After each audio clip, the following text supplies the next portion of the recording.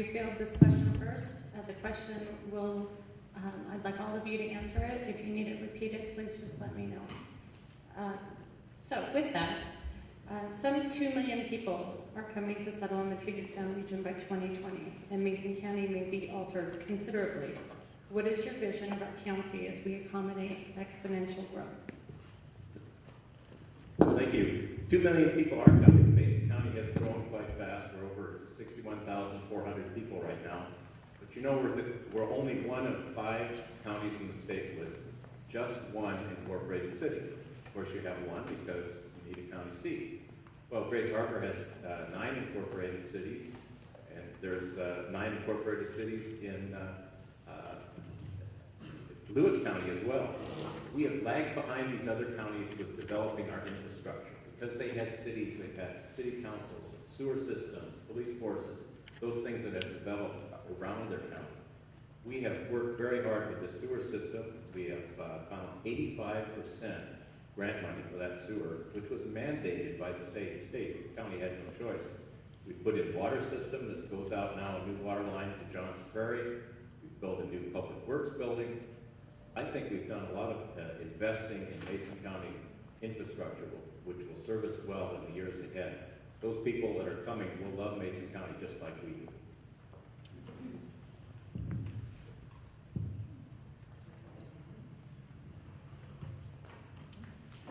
Well, I think we do need to start from the real basics, which is to get organized as a commission. There are a lot of things that have happened, but I don't think they've happened in an organized fashion and with any thought. Some of it just sort of happens, and we do need a plan. We do need we need to be working with the other government entities, the port and the city, and including the people. I think everybody realizes that we do want to grow, but we've got some difficulties to get there. Tourism is a big item, and this is the only state in the union that does not fund tourism. That's a big item for us too. So we need to be looking at a variety of things to encourage people to come here, which means looking at our regulations and laws to make sure that they're compatible with businesses that don't just incarcerate and incinerate. And I think we can do better on that.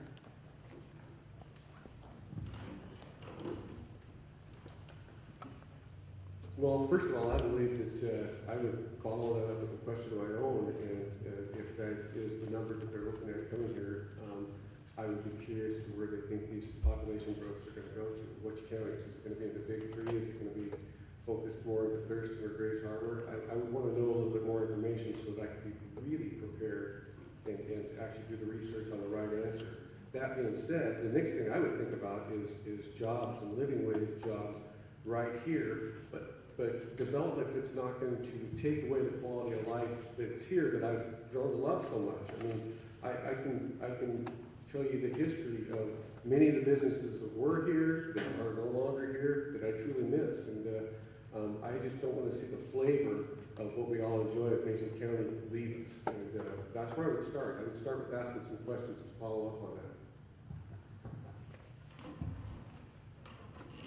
Well, first off, I think that's an awful lot of people who come to this area, and if that is indeed true, then we have to look at it like partnershiping with every entity around, all of our government departments, as well as the neighboring counties. We have to partnership with them too. It's not just going to be our county alone standing here taking care of it, of course. So we need to partnership with them, reach out, talk with them, and have a plan intact so everybody can deal with this.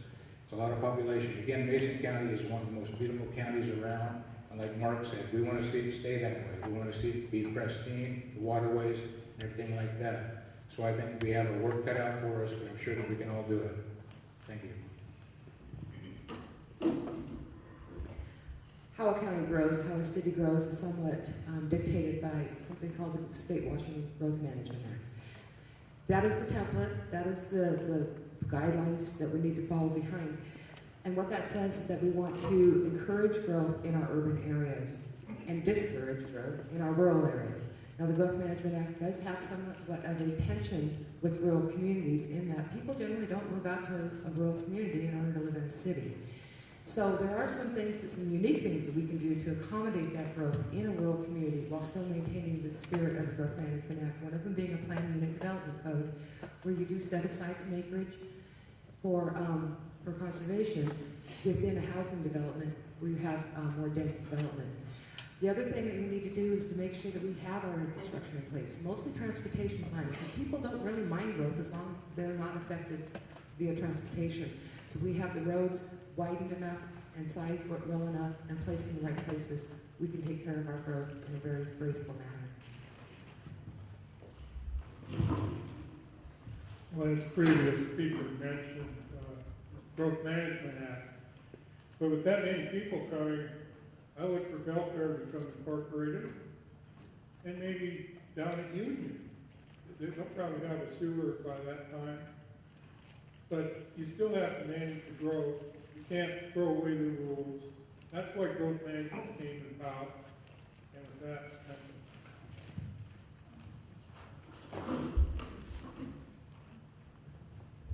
one of the words in the question is vision. What is your vision? Part of my campaign and belief is that the vision is what drives us. We have to look to our ideal future and work towards it. So I do have a vision statement. It's more than a statement. I want Mason County to be a safe, clean, and healthy place to live for my children, grandchildren, and beyond. That statement is applicable to everybody in this county. What's good for my family is good for them. In order to accommodate this much growth, I believe we need to grow our infrastructure. We need to build it. In order to do that, we need to have a stimulated economy, and I believe we need to market Mason County to get that economy stimulated and get things moving here. Thank you. Well, those numbers are pretty staggering, and let's all hope that it happens. First of all, you have to have the right people in place if this does happen.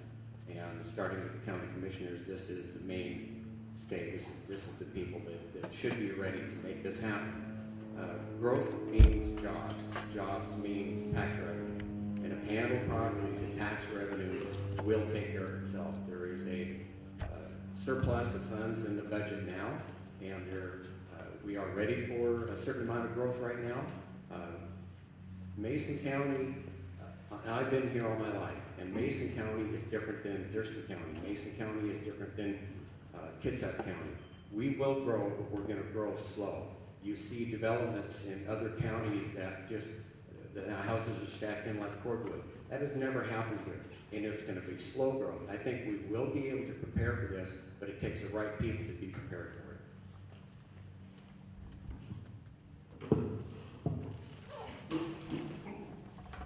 2 million people is a pretty staggering number, and I personally find it pretty hard to believe, because where are these 2 million people going to work? We're at a staggering unemployment right now, and we need to start ushering in businesses red carpet style if we want people to actually come and live here like that, and then they have to have jobs also.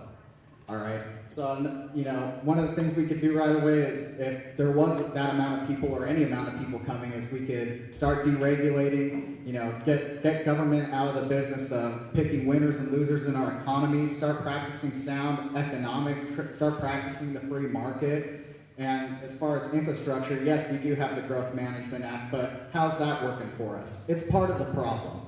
It really is. It's gross, it's grotesque, it's disgusting. Thank you. well, I would turn the question around. You asked what was our vision. I would like to know what is yours. I think that it's important for us to have a shared idea of what kind of future do we want in this county. If we had a shared vision and some clear objectives about where we wanted to go forward and how we wanted to go forward, then we would be leading the development in the county instead of responding to it ipso facto when people show up on our doorstep. So I think we need to get on the solution side of problems. I think we need to have a vision of where we want our county to go and work together to get there. Thank you. 2 million. One of the things that I do is I'm the chair of the Mason County Planning Commission, and I can assure you at the moment they're not coming. There's nothing there. Very little in the way of growth that's occurring right now in this county, and it's not getting any better. But let's just say it does happen. Let's say that it is a reality all of a sudden. One of the things that we're going to have to do is open the urban growth areas for what they were designed to do, which is to hold these people. As it stands now, we have a utility rate that's not even affordable for the regular person to use. They have to pay 3 times as much per gallon to use that sewer in Belfair as they do on the outlying areas. And there's still a moratorium, whether they like to call it or not, putting in these little tanks that have to be pumped isn't even realistic. It's not going to be used. But if we want to protect what's dear to us, we have to open those UGAs. And I'd love to say that incorporation would be the great thing, but when you got 900 people living in Belfair and it takes 1,500 by law to incorporate, it isn't going to happen. And they have a committee telling them to look at opening the UGAs, making them bigger incorporation. It's kind of a scam.